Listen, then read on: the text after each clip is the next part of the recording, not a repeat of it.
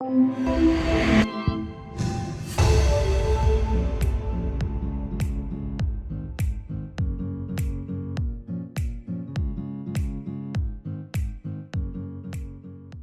¿qué tal? Mi nombre es Renato Guevara Young y bueno, yo soy licenciado en Sociología de la Facultad de Ciencias Sociales de la Pontificia Universidad Católica del Perú. Y el título de mi tesis es ¿Quién conoce, quién aplica? Aproximaciones hacia la construcción de las diferencias entre adolescentes hombres y mujeres en el uso de las TIC, un estudio de caso.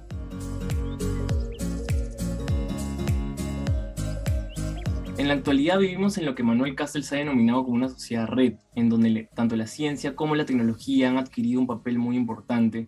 Sobre todo hoy, gracias a la pandemia mundial por la cual atravesamos, esto se ha hecho muy evidente, ¿no?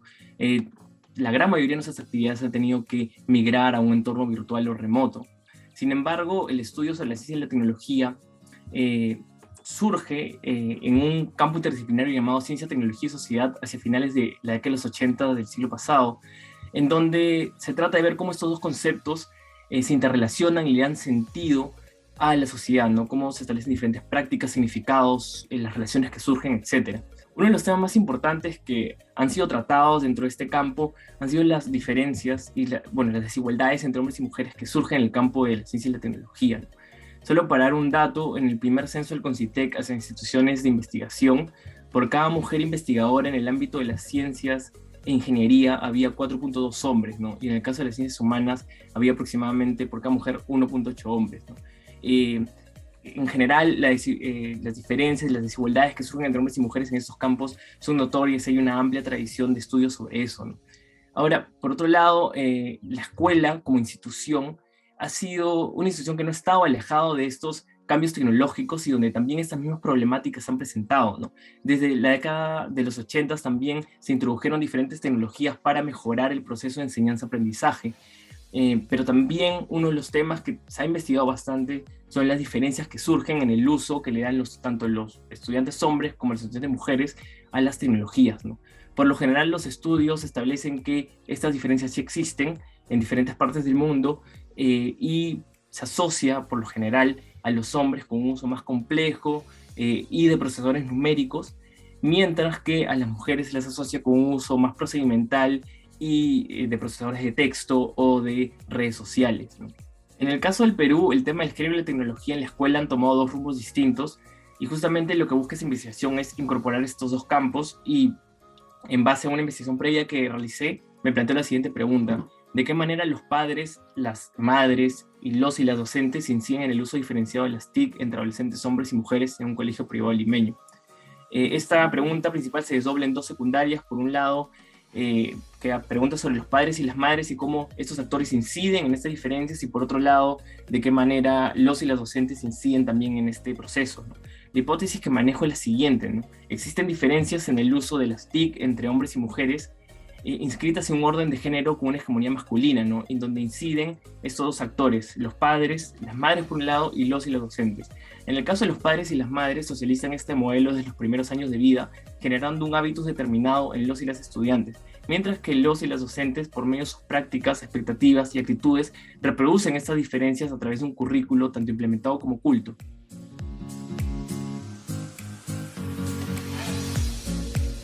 La estrategia metodológica que utilicé para esta investigación es la de un estudio de caso cualitativo, y el caso que escogí fue el de un colegio privado de clase alta, mixto, con tradición católica, que está ubicado en Lima, ¿no? El motivo de la selección de este colegio es porque cuando realicé la investigación en el año 2019, era uno de los pocos casos en donde se aplicaba un modelo de integración tecnológica 1 a 1, es decir, habían reemplazado todos los libros y los cuadernos por una computadora para cada estudiante, ¿no? Dentro de este caso, yo estudié el segundo grado de secundaria, que era la segunda promoción coeducativa que tiene la escuela, porque esta escuela antes era solamente para hombres, pero en el 2019 cambió a la coeducación. Utilicé básicamente dos instrumentos de recoger información: entrevistas semiestructuradas y observación participante. La observación participante la realicé en las sesiones de informática y de science, es decir, de ciencia de tecnología y ambiente, pero que eran dictadas en inglés. Y las entrevistas semiestructuradas estuvieron dirigidas a estudiantes, a docentes y a padres y madres de familia.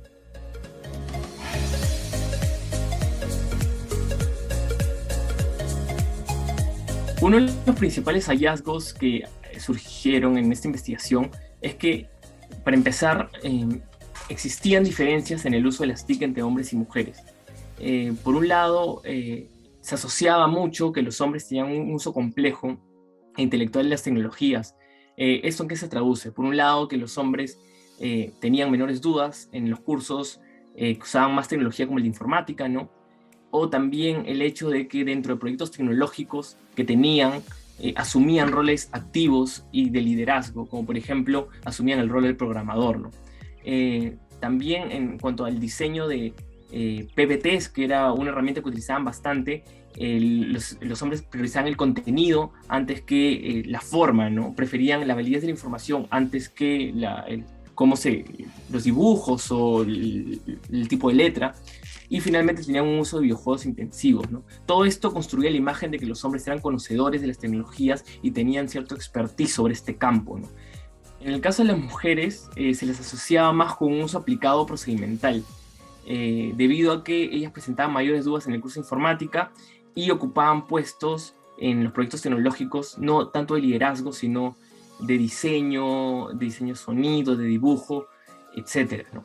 En cuanto al diseño de las presentaciones, por ejemplo, ellas destacaban ya que le daban mayor importancia al medio, a tener una letra bonita, al decorado, a las imágenes y todo ello. Y finalmente presentaban un uso intensivo de redes sociales y de plataformas en streaming, ¿no? Ahora, esta aparente dicotomía que aparece entre hombres y complejidad, o lo masculino y lo complejo, y lo femenino y lo procedimental, no se daba en todos los casos, y hay algunos casos atípicos en los cuales confrontaban esta clasificación, ¿no? Ahora, un segundo hallazgo es que, en base a estas diferencias, ¿no?, sí se pudo corroborar que hay dos actores que contribuyen en reproducir o en cuestionar estas diferencias, que son los y las docentes por un lado, y los padres y las madres de familia por otro.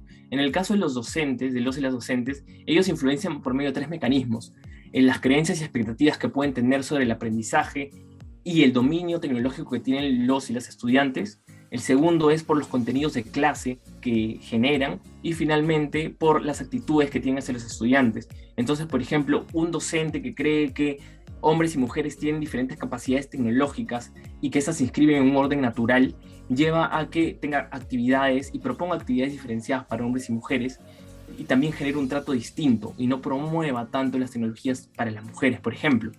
Por otro lado, si hay docentes que, por ejemplo, creen que tanto hombres como mujeres tienen las mismas capacidades, generan actividades que promuevan el uso de tecnologías para ambos, ¿no?, generando que la promoción tecnológica no sea solamente para hombres, sino para ambos, ¿no?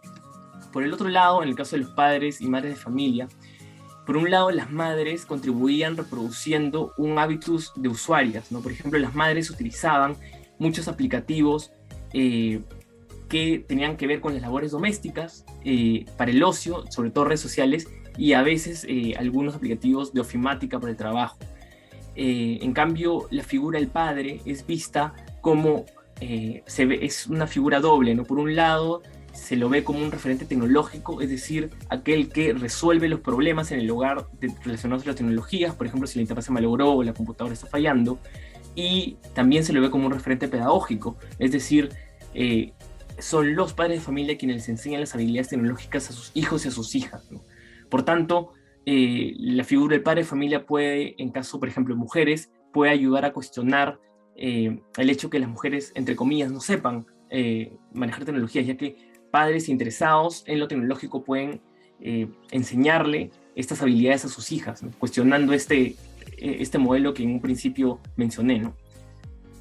Y bueno, en las conclusiones se puede decir que sí existen diferencias entre hombres y mujeres, en donde aparece un predominio de lo masculino, asociado a lo complejo, intelectual, lo conocedor, mientras la feminidad queda relegada a lo procedimental y a lo aplicado. Y son estos dos actores, tanto docentes y padres y madres de familia, que ayudan tanto a reproducirlo como también a cuestionarlo.